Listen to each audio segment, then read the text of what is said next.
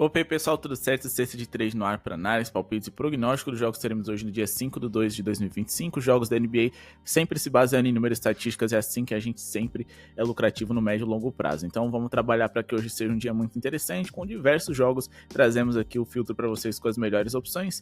Não se esqueçam de deixar o like, se inscrever no canal para ajudar o projeto a seguir acontecendo. Meta de 150 likes para esse vídeo de hoje. E não se esquece de compartilhar esse vídeo naquele seu grupo de WhatsApp que adora fazer uma fezinha. Aqui do lado tem um contato do nosso grupo VIP. O grupo VIP mais completo do mercado, com o melhor custo-benefício. Você vai ter acesso aos favoritos da noite, as melhores zebras, melhores jogos over, under. Tem também a nossa listinha ali de como apostar contra a favor de cada uma das equipes, além dos nossos guias e-books e palpites diários, tops de jogador, pontuação e muito mais com odds mais interessantes é lá no nosso grupo VIP. Tem link aqui na descrição da BetWinner bônus de até 100% do nosso grupo gratuito também. Bora começar aqui falando a respeito de Atlanta Hawks e San Antonio Spurs. O Hawks joga em casa hoje como não favorito. Eles perderam para o resto da temporada um dos seus principais jogadores ali, o Jalen Johnson, que não joga mais por conta de uma cirurgia. Mas o mais importante é que eles têm um Trae Young em quadra. Hoje ele é dúvida, de fato, o adversário San Antonio Spurs é superior. O hype está muito grande para essa estreia do De'Aaron Fox jogando ao lado do Victor Wembanyama, mas a gente tem dúvidas dos dois lados a princípio.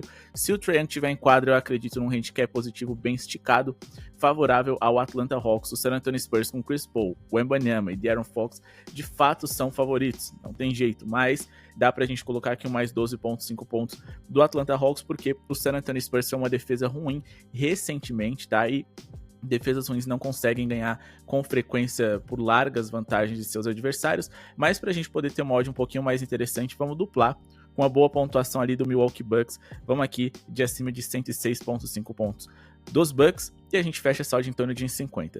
Terminando de justificar o porquê o Atlanta Hawks deve cobrir esse handicap. Nos últimos 10 encontros contra o San Antonio Spurs, a gente tem 6 vitórias contra 4 derrotas do Atlanta Hawks, mas na última derrota eles conseguiram cobrir esse handicap, na penúltima também, e em resumo aqui, eles conseguiram cobrir esse handicap em 9 dos últimos aí 10 encontros contra o San Antonio Spurs. Eles venceram 2 dos últimos 3 encontros e mais do que isso, cobriram esse handicap aí nos últimos 5 jogos consecutivos.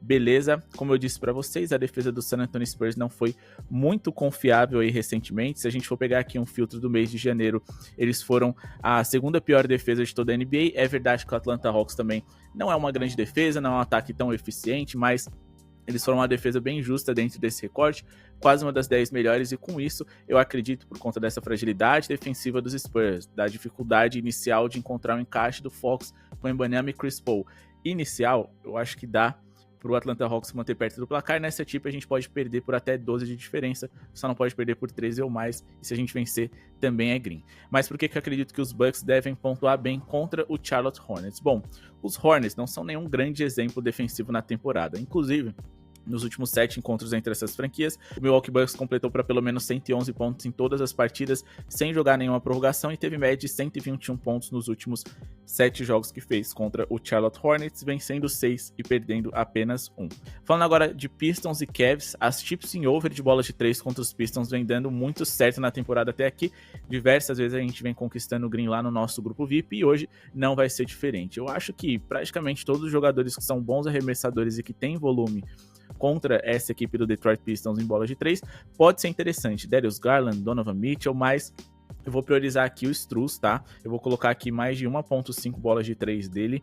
É um jogador que não tem tanto volume assim, mas tem bastante eficiência e vem sendo bem consistente recentemente. Sem contar que ontem a gente teve um esforço muito grande do Garland e do Donovan Mitchell. Hoje eles vêm para uma partida consecutiva, eles devem ter bastante trabalho hoje, principalmente para defender o Cade, que é um armador com perfil mais alto ali, um armador mais físico, que vai dar dor de cabeça para esses dois. Então o Strus pode ter alguns arremessinhos extras hoje. Bom, por que a gente acredita nisso? Se a gente for pegar aqui nos últimos 10 jogos contra o Detroit Pistons, ele teve 2,7 de média em bolas de 3 por jogo, em 7,6 tentativas. Ele conseguiu pelo menos 2 bolas de 3 no confrontos contra esse adversário em 70% desses 10 recortados, e também conseguiram aqui em 5 dos últimos 6 encontros.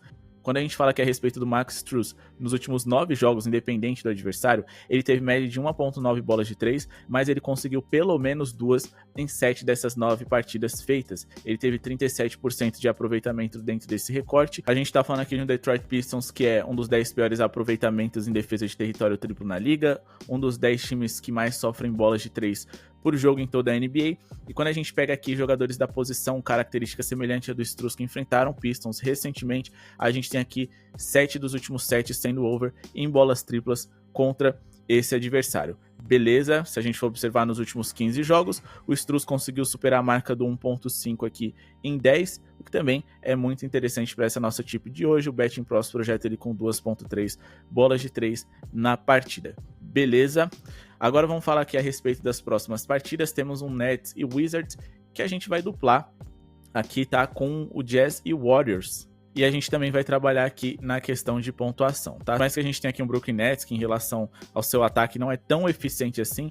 Eles vêm ontem de uma partida super empolgante, onde eles viraram ali um 97-93 para 99-93 em 3 segundos, assim, foi simplesmente absurdo essa empolgação toda, e contra um adversário tão ruim, eles devem produzir bem também. Então vamos aqui de mais de 100.5 pontos da equipe do Brooklyn Nets, ou então pode colocar aqui, ó, mais de 102.5 pontos, acho que é uma linha baixa para NBA moderna, e a gente vai aqui no jogo entre Warriors e Jazz, e a gente também vai colocar aqui uma linha de pontuação em torno de 1,20 do Warriors, para que eles superem, a gente fecha essa odd em torno de 1,50, vamos de mais de 107.5 pontos do Golden State, fechando essa duplinha. Ah, Léo, eu gosto dessa linha aí do Nets, mas não gosto da dos Warriors, só que eu gostei daquela que você falou agora há pouco, do handicap positivo do Hawks. Posso misturar as duplas?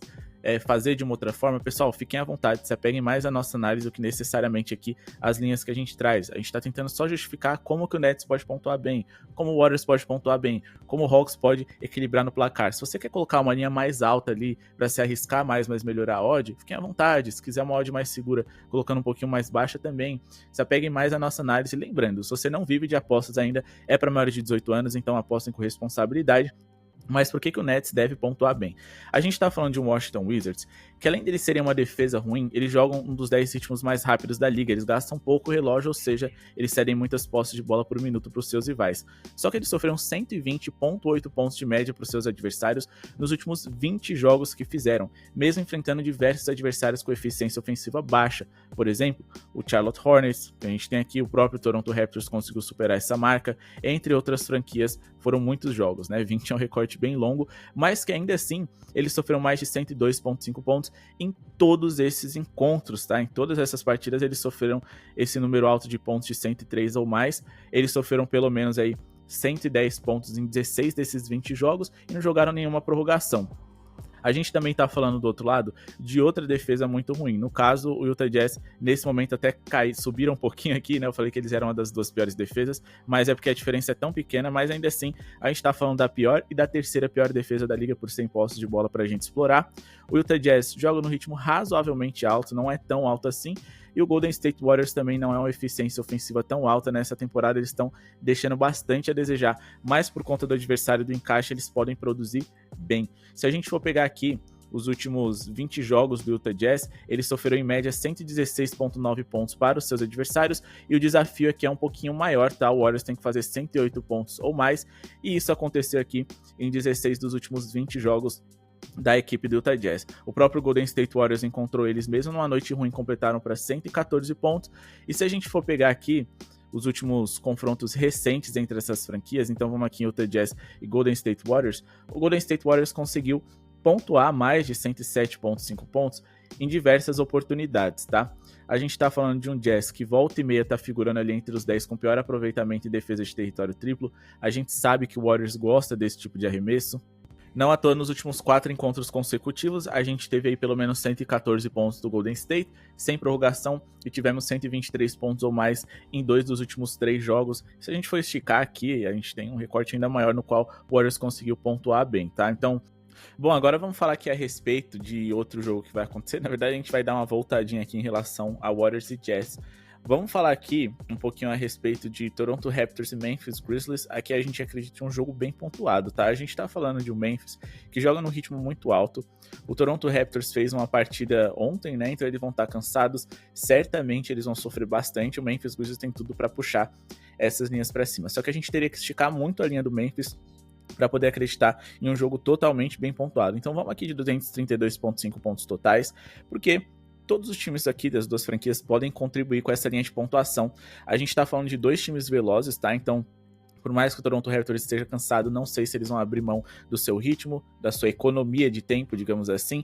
Eles são dos 10 times mais rápidos da NBA. O Memphis, o time mais rápido, ofensivamente falando. A gente tá falando aqui a respeito de um Memphis que é o 5º melhor ataque por 100 posses de bola de toda a NBA. E a gente tá falando de um Memphis que tem o 2º melhor aproveitamento em rebotes ofensivos. O próprio Raptors também tá nesse top 10. Então eles podem corrigir arremessos errados com pontos de segunda chance, o que aumenta as nossas chances aqui de um over, tá? Essa partida acontece em Toronto, e quando a gente fala aqui a respeito do Memphis Grizzlies fora de casa, eles se importam um pouquinho menos com a defesa, tá? Eles que sofrem 110,6 pontos de média no geral na NBA, quando a gente ajusta aqui a alocação para jogando fora de casa, a gente tá falando de um time que acaba sofrendo ainda mais pontos. Eles caem aqui para 16ª colocação defensiva jogando fora de casa, o que aumenta também essas chances de um under, e também o próprio Memphis Grizzlies pior em relação a resultado, quando eles jogam como visitante, tá? Então é muito interessante a gente ter esse cuidado, fazer uma análise um pouco mais com cautela em relação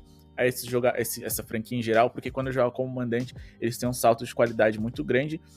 Então, por mais que eles sejam favoritos hoje, eles não devem sobrar tanto assim quanto se imagina, ou quer saber, se sobrar não tem problema, porque o importante é que a gente tenha aqui uma noite bem pontuada, tá? O Memphis é um time com perfil bem joga e deixa jogar, digamos assim, porque eles não se importam de sofrer em torno de 110 pontos, eles sabem que eles vão pontuar ainda mais. Inclusive, o último encontro entre essas franquias a gente teve aí, na verdade, o único encontro que a gente teve nessa temporada, teve mais de 280 pontos naquela oportunidade.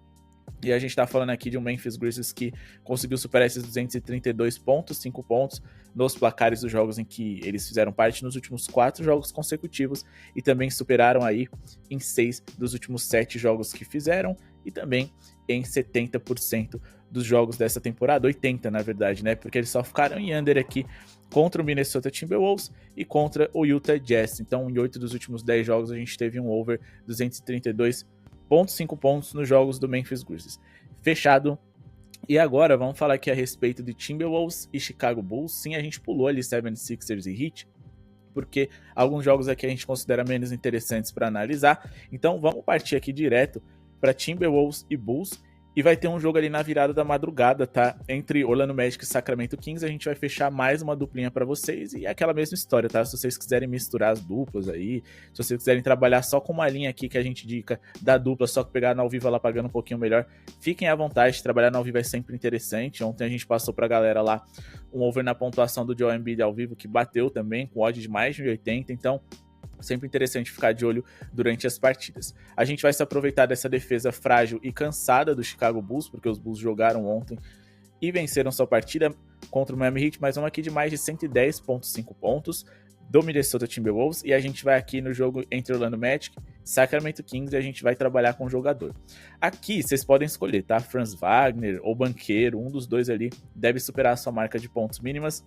É sempre um desafio entender qual que vai ser, mas eu acredito que por conta da força física, eu vou aqui com o Banqueiro, tá? Para fazer mais de 17,5 pontos, a gente já justifica para vocês. Primeiro vamos falar como o Timberwolves deve ferir bastante esse Chicago Bulls. Nos últimos 10 jogos, os Bulls sofreram 117,7 pontos de seus rivais, pelo menos 121 pontos em 4 dos últimos 5 jogos aqui, só não sofreram contra o Toronto Raptors, e é uma defesa muito frágil, é um time que também joga e deixa jogar, joga no ritmo alto, defensivamente em relação à eficiência. A gente tá falando da 6ª pior defesa da liga e de um time que joga no 3º maior ritmo da NBA, então teremos muitas posses de bola por minuto dentro dessa partida, tá? A gente tá falando de um Chicago Bulls que sofre muitos pontos no pick and roll man, então a gente deve ter os jogadores de garrafão, Julius Randle e Rudy Gobert contribuindo aqui com pontos fáceis perto do garrafão, quando a gente fala aqui a respeito de Minnesota Timberwolves, e a gente também tá falando aqui de um Chicago Bulls que, por conta dessa velocidade, acaba permitindo muitas tentativas de arremessos em transição. O Chicago Bulls é um time que joga com muitos armadores na sua escalação, tá? Eles agora estão jogando mais tempo com Buzelis e com Vucevic na escalação, mas os outros 3 não são grandes defensores, Josh Giddey, Kobe White, Desumo, entre outros armadores ali que fazem parte da rotação, não tem uma altura dita como ideal para se defender, e a estatura do Timberwolves é de um time mais alto, então eles devem tirar proveito disso e pontuar bem. Já o Banqueiro, ele enfrenta um adversário que fizeram algumas trocas, tá? Perderam o De'Aaron Fox, que é um ótimo defensor ali de perímetro, adquiriram o Zach LaVine, que eu não sei se ele joga hoje, mas um time com Zach LaVine, DeRozan, Malik Monk, Keegan Murray, falta um grande defensor ali de perímetro, principalmente para defender o ala pivô. que é o próprio banqueiro, tá? O Sacramento Kings é o segundo time mais vazado para jogadores da posição do banqueiro, é também o time que mais cede bolas de 3 por jogo. O banqueiro ainda precisa encontrar o melhor basquete dele, que se perdeu recentemente, mas ainda assim, a gente tá falando de um Sacramento Kings que 9 dos últimos 10 jogadores da posição em características ao de banqueiro, de acordo com o Betting Pros, sofreram um over em pontos, e a gente nem tá falando do over dele, tá falando de over em pontuação mínima, onde nos últimos 14 jogos, em 10 ele conseguiu superar, beleza? Quando a gente pega aqui nos últimos confrontos diretos, ele fez mais de 17,5 pontos nos últimos 2 encontros contra o Sacramento Kings, e a gente deve ter aqui um Paulo Banqueiro com bastante volume hoje diante desse Kings que voltou a jogar um basquete um pouco mais rápido. Vamos fazer um recorte aqui dos últimos 10 jogos para poder entender o que foi esse Sacramento Kings que trocou de treinador mais ou menos, né? Defensivamente falando, a gente tá falando aqui de um Sacramento que foi a segunda pior defesa da NBA dentro desse recorte e o sexto time mais rápido. Então, eles jogam num ritmo alto, tem uma defesa frágil, ou seja, das muitas posses que eles cedem para os rivais, muitas acabam sendo convertidas em pontos, e acredito que o Orlando Magic vai abraçar esse ritmo e que o seu principal jogador deve pontuar bem, tá? O Sacramento que joga em casa hoje deve comandar essa velocidade, e tendo como único bom defensor ali o Sabonis, que ainda assim nem é genial, nada de muito especial, eu acredito que o banqueiro infiltrando pode pontuar bem. Bom, pessoal, esse foi o vídeo de hoje, espero que tenham gostado, não se esqueçam de se inscrever no canal, deixar o like para ajudar o projeto a seguir acontecendo. Ufa, rodadinha longa aí com muitos palpites para vocês, espero que tenham curtido, então cliquem no botão de joinha, vai ajudar muito, com dicas agora exclusivas somente lá no nosso grupo VIP. Fiquem de olho, chamem no WhatsApp, melhor preço do mercado. Boa sorte a todos e comentem se vocês concordam ou discordam das nossas tips, porque vamos engajar aqui no vídeo, bora trocar uma ideia. Querem sugestão de tips? Quer que eu valide alguma tip ali de vocês? Também comentem aqui embaixo, que assim que possível eu vou retornar. Muito obrigado pela sua audiência e falou!